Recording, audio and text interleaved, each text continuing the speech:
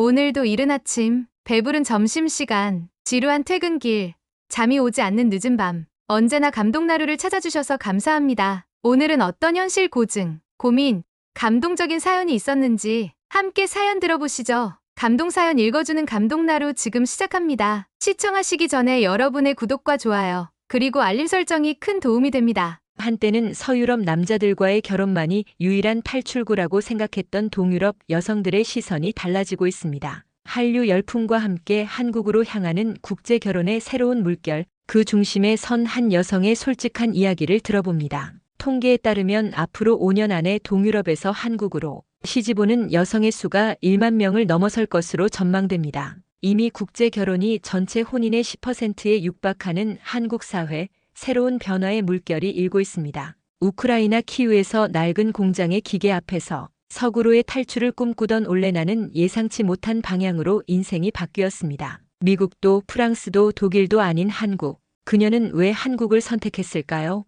키우의 차가운 공장에서 독일 파견 근무를 거쳐 한국에 정착하기까지 올레나의 여정은 우리에게 국제 결혼의 실상과 한국 사회의 변화를 보여줍니다. 그녀가 독일 남자와의 관계에서 느낀 상처와 한국 남자에게서 발견한 따뜻함, 그리고 한국 생활에서 찾은 의외의 행복까지. 이것은 단순한 국제 결혼 이야기가 아닌 문화적 편견을 넘어 진정한 행복을 찾아가는 한 여성의 용기 있는 선택에 관한 이야기입니다. 안녕하세요. 저는 우크라이나 키우 출신 올레나입니다. 현재는 한국에 살고 있어요.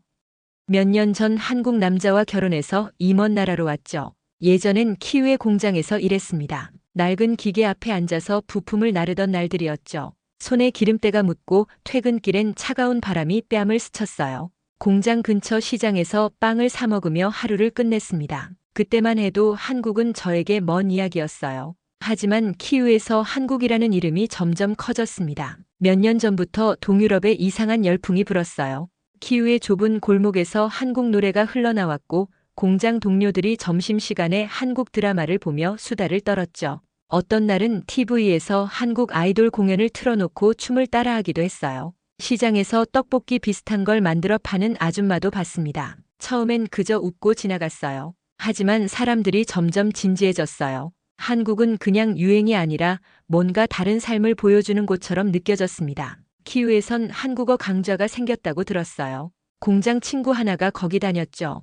퇴근하고 달려가서 한국어 단어를 외웠어요. 루마니아 소식도 들려왔습니다. 거기 젊은이들이 한국 영화를 보며 밤을 새웠네요. 남자가 따뜻한 밥을 차려주는 장면이 마음에 남았다고 했습니다. 저도 공장 휴게실에서 드라마를 봤어요. 비 오는 거리에서 남자가 우산을 들고 기다리는 모습이 나왔죠. 정말 그때까지만 해도 한국과 인연이 생길 줄은 몰랐었습니다. 사실 예전엔 다들 미국이나 서유럽을 꿈꿨어요. 공장에서도 독일로 가서 돈을 벌겠다는 사람들이 많았죠. 저도 손이 닳도록 일하며 그런 꿈을 꾼 적이 있어요. 하지만 한국 열풍이 불면서 달라졌습니다. 그러다 저도 한국 남자를 만났어요. 그리고 여기 한국에 와 있는 거죠. 사실 처음엔 저도 다른 사람들처럼 생각했어요. 서유럽 남자와 결혼하거나 미국 남자를 만나서 새 삶을 시작하는 게 꿈이었습니다. 키우 공장에서 일하면서 그런 상상을 자주 했죠. 손에 기름때 묻은 채로 낡은 의자에 앉아 근무하면서 독일이나 프랑스로 가면 좋을 거라고 혼잣말을 했어요.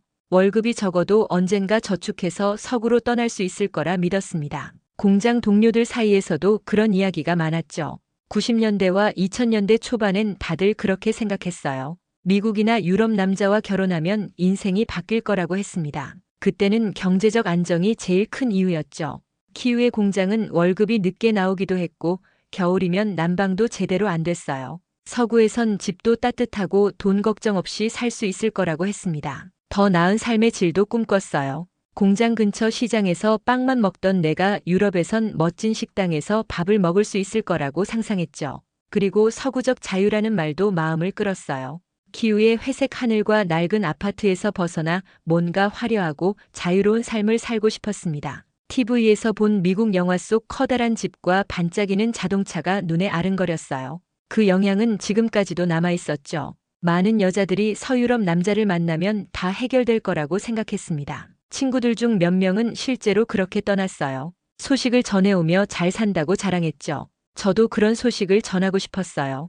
키우의 차가운 바람을 피해 따뜻한 나라에서 새 출발을 하고 싶었습니다. 그러니까 저 역시 그게 맞다고 믿고 있었어요. 그러다 저한테도 기회가 찾아왔습니다. 우리 공장에서 독일로 파견 갈 사람을 모집했죠.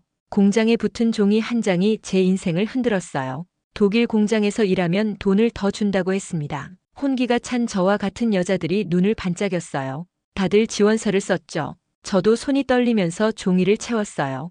이 차가운 공장을 떠날 수 있을지도 모른다고 생각했습니다. 몇 주 뒤 합격 소식을 들었어요. 정말 독일로 가게 된 거죠. 독일에 도착해서 기숙사 생활을 시작했어요. 근데 기숙사용으로 지어진 건물이 아니었습니다. 그냥 독일 시골 마을의 주택을 빌려서 쓰는 거였죠. 낡은 나무가 삐걱거리고 창문 너머로 들판이 보였어요. 그래도 키우의 회색 아파트보단 따뜻했습니다. 공장은 마을에서 버스로 20분 거리였어요. 아침마다 졸린 눈을 비비며 일을 시작했죠.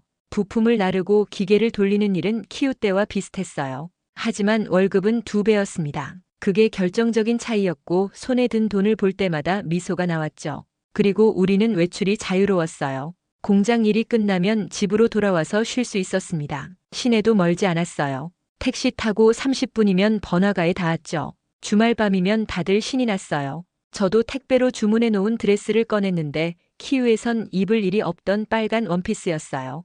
거울 앞에서 서로 예쁘다고 웃었죠. 그러고는 거리로 나섰어요. 독일 시내엔 불빛이 반짝였습니다. 맥주 냄새와 웃음소리가 골목을 채웠죠. 저도 그 속에서 춤추고 싶었어요. 그러다가 독일 청년과 인연이 생겼습니다. 시내에서 맥주잔을 들고 웃던 날이었죠. 동료들과 술집에 앉아 있는데 누군가 제 옆에 와서 말을 걸었어요. 금발의 키 큰 남자였습니다. 웃는 얼굴이 따뜻해 보였죠. 처음엔 이름도 묻고 어디서 왔냐고 호기심을 보였어요. 저도 키우 이야기를 꺼냈습니다. 공장에서 일한다고 하니까 흥미롭다고 하더라고요. 주말마다 그렇게 만나기 시작했고 같이 거리를 걸었으며 시장에서 간식을 사 먹었죠. 배려도 많았어요. 문을 열어주고 추운 날엔 외투를 덮어주기도 했습니다. 근데 시간이 갈수록 뭔가 달라졌어요. 처음엔 따뜻하던 눈빛이 점점 멀어졌죠. 저와 거리를 두려는 게 느껴졌어요. 말투도 조금씩 무뚝뚝해졌는데 같이 있어도 핸드폰만 보거나 대화를 짧게 끝내려 했죠. 이유를 알 것 같았어요. 동유럽 여자들에 대한 편견 때문이었습니다. 키우에서 온 저를 보면서 이상한 이미지를 떠올린 거예요. 서유럽 남자와 결혼하려고 목숨 건 여자 그런 이미지를 그리고 있었죠. 공장에서 손 닳도록 일하며 서유럽으로 시집 가겠다는 꿈을 꾼 게 틀린 말은 아니었어요. 하지만 사랑도 없이 아무나 붙잡고 결혼하려는 건 아니었습니다. 그 독일 남자가 가지고 있던 편견이 점점 드러났어요. 같이 밥을 먹다가도 제 고향 이야기가 나오면 미소가 어색해졌어요. 키우를 낡고 힘든 곳으로만 생각하는 눈치였습니다. 어느 날엔가 농담처럼 말이 툭 튀어나왔어요. 동유럽 여자들은 다 똑같다고 결혼으로 인생 바꾸려 한다고 했죠. 그 말에 가슴이 철렁했습니다. 내려보는 시선이 느껴졌던 거예요. 정말 기분이 나빴죠. 제가 공장에서 일하며 손톱 밑에 기름때를 묻힌 게 부끄러운 적은 없었어요. 근데 그 눈빛은 저를 작게 만들었습니다. 결국 선을 긋는 태도가 확실해졌어요. 그냥 나와 즐기려고 만나는 거지 진지하게 볼 생각은 없다고 했죠. 술집에서 맥주잔을 내려놓고 딱 잘라 말하는 모습이 기억납니다. 저도 화가 났어요. 사랑을 꿈꿨던 내가 바보 같았죠. 그때부터 서유럽에 대한 꿈이 흔들리기 시작했어요. 상처가 너무 컸던 거예요. 독일 청년과의 일이 끝난 뒤로는 마음이 무거웠어요. 더 이상 남자를 만나려고 애쓰고 싶지 않았습니다. 예쁜 드레스를 챙겨 입던 날도 없어졌으며 빨간 원피스는 옷장 깊숙이 넣어뒀죠. 거울 앞에서 머리를 말던 시간도 사라졌고 그냥 공장에 가고 집에 와서 잠드는 게 전부였어요. 그래도 독일 파견은 계속했습니다. 급여가 키우보다 훨씬 높았기 때문이죠. 손에 돈이 쥐어질 때마다 참고 살만하다고 느꼈어요. 그래서 체류를 유지하면서 돈을 벌고 있었을 뿐이에요. 근데 이곳에 오래 있다 보니 알게 된 건데 생각보다 독일 남자와 결혼에 성공하는 사람이 없었습니다. 같이 파견 온 30명 중 1명도 없었죠. 처음엔 다들 시내로 나가며 꿈을 꿨고 저처럼 누군가를 만난 친구들도 있었어요. 근데 시간이 지나면서 다들 비슷한 벽에 부딪혔습니다. 독일 남자들이 우리를 진지하게 보지 않는다는 걸 알게 됐어요. 공장 근처 술집에서 만난 남자들도 그냥 잠깐 즐기다 떠나는 경우가 많았죠. 우리끼리 모여서 한숨 쉬며 이야기했어요. 결국 다들 실망했고 현실적으로 너무 어렵다고 포기했습니다. 그러다가 우리는 한국 드라마에 빠지게 됐어요. 우크라이나에서 인기가 많다고 소문이 돌더라고요. 키우에 있을 때도 그런 유행이 돌았던 적이 있었죠. 독일 기숙사에서 심심하던 어느 날 동료가 노트북을 켰어요. 화면에 한국 드라마가 나왔죠. 처음엔 그냥 같이 웃으면서 봤어요. 근데 점점 빠져들더라고요.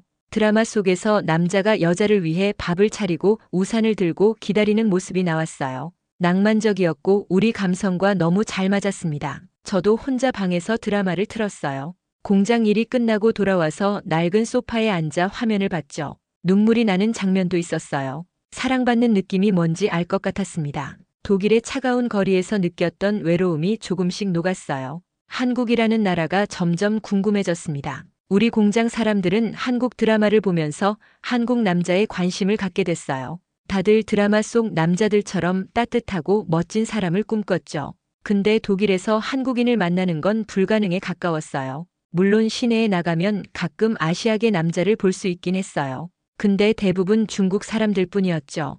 그들은 TV 속 한국인들과 달랐어요. 말하는 방식도 다르고 옷 입는 스타일도 달랐습니다. 무엇보다 마음이 따뜻하게 느껴지지 않았죠. 그래서 한국 남자는 그냥 꿈속에만 있는 사람처럼 멀게만 느껴졌어요. 그러다가 휴가를 얻었어요. 공장에서 며칠 쉬는 날이 생겼죠. 우리끼리 프랑크푸르트로 놀러 가기로 했어요. 기차를 타고 도착해서 큰 광장에 가방을 내려놓고 앉았습니다. 햇볕이 따뜻하게 얼굴을 비쳤어요. 주변엔 사람들이 오가고 비둘기가 빵 부스러기를 쪼아먹고 있었어요. 다들 기분이 들떠서 웃고 떠들었습니다. 저도 오랜만에 공장 냄새에서 벗어나서 숨이 트였어요. 그때 사진기를 든 남자가 다가왔는데요. 우리를 보더니 미소를 지으며 말을 걸었어요. 사진을 찍어주고 싶다고 하더라고요. 즉석에서 인화해서 준다고 했어요. 돈도 안 받고 그냥 취미라고 했죠. 그러더니 자기가 한국에서 왔다고 말했는데 그 말을 듣자마자 심장이 쿵쿵 뛰었습니다. 우리는 너무 신기해서 눈이 커졌죠. 한국 사람이라니 드라마 속에서나 보던 사람이었어요. 그래서 바로 허락했던 거예요. 만약 한국인이 아니었다면 절대 안 했을 겁니다. 그 남자는 우리를 광장 한가운데 세웠고 사진기를 들고 여기저기 움직이며 찍었죠. 햇빛 아래 포즈를 취하니까 저도 모르게 웃음이 나왔어요.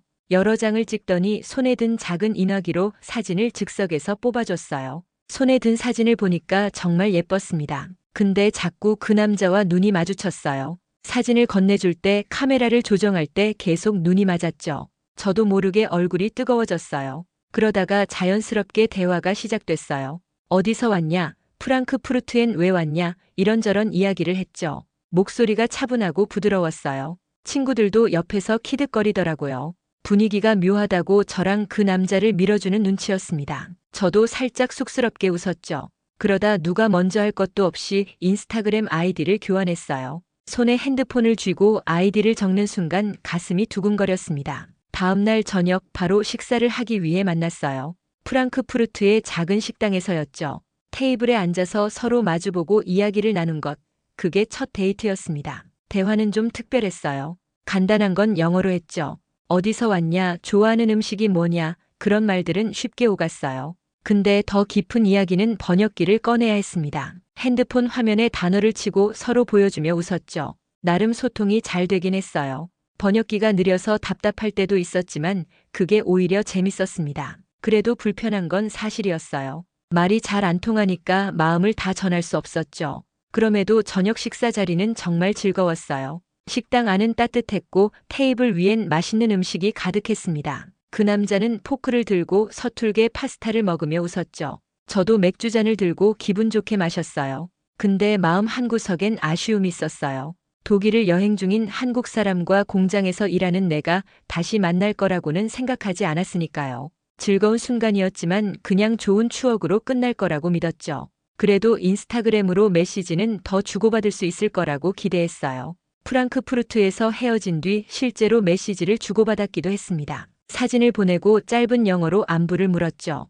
번역기를 켜고 긴 문장을 쓰기도 했어요. 근데 다시 만날 날은 기약이 없었습니다. 메시지만 오가다 보니 점점 멀게 느껴졌죠. 그 뒤로 7개월이나 흘렀어요. 저도 파견 기간이 끝나서 키우로 돌아왔으며 공장 생활은 다시 시작됐고 손에 기름때가 묻는 날들이 이어졌죠. 그 남자는 머릿속에서 조금씩 흐려졌어요. 그러던 어느 날 놀라운 일이 일어났습니다. 그 남자가 키우까지 찾아왔다는 거예요. 사전에 말도 안 하고 키우 어디쯤이라고 말해줬는데 그것만 믿고 찾아온 거죠. 말도 없이 왔다길래 솔직히 좀 무모한 사람 같아서 거리감이 느껴졌지만 그래도 나 때문에 왔다고 하니 그리고 이상한 사람은 아니었으니 만나러 갔습니다. 심지어 저는 조퇴까지 해야 했어요. 그 남자 지우는 공장 근처 시장에서 저를 기다리고 있었죠. 손에 작은 가방을 들고서 있는 모습이 눈에 들어왔어요. 정말 솔직하게 말도 안 하고 온 게 조금은 괘씸했는데 멀리서 그 모습이 보이자 약간 미웠던 그 마음도 사라졌습니다. 더 놀라운 건 우크라이나어를 배워왔다는 거예요. 어설프지만 제 이름을 부르며 인사했고 저 때문에 언어를 배웠다고 했습니다. 7개월 동안 매일 밤 책을 펴고 공부했다고 하더라고요. 정말 믿기지 않았어요. 저도 사실 그 사이 드라마를 보며 한국어를 조금 익혔습니다. 간단한 인사말이나 감사 인사는 할 수 있었죠. 그래서 이상한 일이 벌어졌어요. 지우는 우크라이나어로 말하고 저는 한국어로 답했습니다. 서로 서툰 발음으로 웃으면서 대화했던 키우의 차가운 거리에서 그런 따뜻한 순간이 펼쳐졌어요. 그렇게 우리는 우크라이나에서 연인 사이가 되었고 한국으로 돌아간 뒤에도 우리는 장거리 연애를 이어갔습니다. 키우와 한국은 멀었지만 매일 메시지를 보냈죠. 밤늦게 공장에서 돌아와서 핸드폰을 켰어요. 지훈이 보낸 사진과 한국어 인사가 기다리고 있었죠. 저도 우크라이나어로 답장을 쓰고 번역기를 돌려보냈어요. 주말엔 영상 통화를 했습니다. 화면 속에서 서로 서툰 언어로 웃었죠. 심지어 한 달에 한 번은 이쪽으로 비행기를 타고 오기까지 했어요. 그 정성에 정말 감탄했죠. 몇 달이 지나니까 마음이 더 가까워졌습니다. 그러다가 결국 결혼에 성공했어요. 키우에서 간단한 서류를 준비하고 한국으로 날아갔죠. 제가 한국으로 가기로 한 이유는 딱 하나였어요. 지금의 남편 지훈이 저를 인간답게 대해줬기 때문이죠. 독일에서 만났던 사람과는 달랐습니다. 그때는 저를 내려보는 눈빛에 상처받았죠. 근데 지훈은 달랐어요. 내 손에 묻은 기름때도 키우의 낡은 공장 이야기도 다 들어줬습니다. 다정하게 웃으며 손을 잡아줬죠. 로맨틱한 모습도 있었어요. 키우에 왔을 때 시장에서 꽃 한 다발을 사다 줬습니다. 드라마 속에서 봤었던 장면 같았죠. 그리고 한국이라는 나라가 독일보다 우리와 더 가까운 느낌이었어요. 한국은 개인주의적이지 않았습니다. 가족이라는 게 끈끈하게 느껴졌죠. 키우에서도 가족은 소중했어요. 근데 독일에선 혼자 사는 느낌이 강했습니다. 한국에 와서 드라마 속 이야기를 봤어요. 어머니가 아침마다 밥을 차리고 가족이 모여서 밥을 먹는 모습이 나왔죠. 어느 정도 환상이었지만 다 거짓은 아니었어요. 공항에 도착했을 때 시부모님도 저를 따뜻하게 맞아줬습니다. 진짜 가족이 된 기분이었죠. 한국 드라마는 허구가 아니라 정말 사실에 기반한 따뜻함을 그린 거였습니다. 그리고 부가적인 이유도 있었어요. 한국이 서유럽보다 더 살기 좋은 나라라는 점이죠. 처음엔 그런 생각 없이 지훈만 믿고 왔어요. 당연하게도 독일이 훨씬 더 풍족할 거라고 믿었죠. 근데 한국에 와서 놀랐습니다. 모든 게 편리했어요. 거리는 깨끗하고 가게엔 물건이 넘쳤습니다. 키우의 낡은 시장과 달랐어요. 독일의 시골 마을보다 빠르고 현대적이었죠. 제가 동경했던 독일보다 한국이 더 좋다고 느껴졌어요. 이제 저는 한국에서 자녀도 낳고 살고 있어요. 처음엔 서툴렀지만 아이가 웃을 때마다 가슴이 따뜻해져요. 당연히 그 사이 한국어도 배웠으며 서류를 내고 시험을 보고 이제 여기가 제 고향이에요. 키우의 차가운 공장은 먼 기억이 됐죠. 이곳에서 새 삶을 꾸리는 게 자연스러워졌어요. 한국에서 느끼는 기쁨이 정말 많아요. 아침마다 시장에서 신선한 채소를 사고 이웃과 함께 김장도 해요. 과거를 돌아보면 독일로 시집가지 않는 게 천만다행이에요. 그때 상처받던 기억이 떠오를 때마다 한국을 선택한 게 다행이라고 느껴요. 한국이 너무 사랑스러워요. 거리가 깨끗하고 사람들이 따뜻하죠. 겨울엔 집이 따뜻해서 손이 시리지 않아요. 키우에서 꿈꿨던 것보다 훨씬 나아요. 독일에서 느꼈던 차가운 시선은 여기선 없어요. 대신 지훈이 퇴근하고 집에 오면 같이 밥을 먹고 웃어요. 이런 소소한 행복이 저를 채워줘요. 근데 여전히 서유럽만 바라보는 동유럽 여성들이 많아요. 키우에 있을 때도 독일이나 프랑스로 가고 싶어하는 친구들이 있었죠. 그 환상이 아직 남아있는 거죠. 저도 그랬으니까 이해하지만 조금만 눈을 돌려봤으면 좋겠어요. 한국이라는 나라를 한번 생각해봤으면 해요. 사실 요즘 한국으로 오는 동유럽 사람들이 늘고 있어요. 공장에서 일했던 동료 중에도 한국 남자와 결혼한 친구가 생겼죠. 소문으로는 5년 뒤면 약 1만 명 이상이 한국으로 시집 올 거라고 해요. 그만큼 한국이 매력적인 곳이라는 거예요. 정말 진심으로 당부하고 싶은 게 있다면 한국을 드라마 속 환상이라고 치부하지 않았으면 좋겠어요. 물론 드라마는 좀 과장됐죠. 근데 다 거짓은 아니에요. 제가 여기 와서 느낀 따뜻함은 진짜예요. 한국을 진지하게 생각해 봤으면 해요. 후회하지 않을 거예요. 이렇게 행복하게 살고 있다는 소식을 전하며 제 이야기는 마치려 합니다. 여러분은 어떤 나라에서 사랑을 찾고 싶으신가요? 그리고 그 나라를 선택하는 진짜 이유는 무엇인가요? 오늘의 감동나루 사연은 어떠셨나요? 여러분들의 의견을 꼭 댓글로 남겨주세요. 여러분의 이야기를 들려주고 싶은 분들은 언제든지 사연 제보 부탁드립니다. 여러분의 사연 하나가 감동나루 사연 제작에 큰 힘이 됩니다. 감동적인 사연을 언제나 대환영합니다. 오늘의 이야기가 마음에 드셨다면 구독과 좋아요, 알림 설정 감사합니다.